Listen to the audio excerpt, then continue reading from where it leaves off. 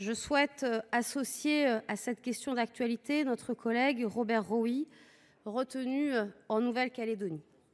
Comment ne pas constater, monsieur le Premier ministre, que votre jusqu'au boutisme et celui du Président de la République a plongé la Nouvelle Calédonie dans une crise profonde, marquée par la violence. On dénombre déjà des centaines de blessés, dont un gendarme très grièvement. 3 manifestants ont déjà été tués. C'est terrible. Il faut que cela s'arrête.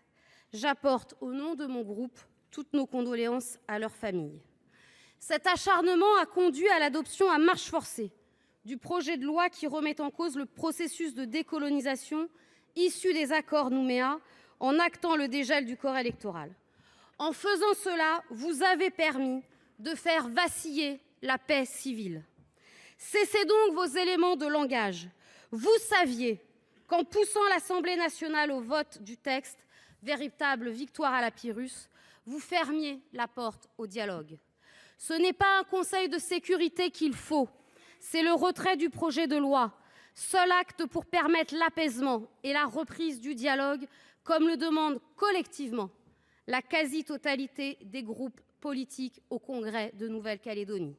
Il y a 1 heure, l'état d'urgence a été annoncé. Cette décision signifie la faillite de votre politique. Je l'affirme solennellement, c'est une faute lourde, démocratique, d'avoir recours à l'état d'urgence pour imposer un projet de loi de surcroît constitutionnel. Monsieur le Premier ministre, vous devez stopper cet engrenage.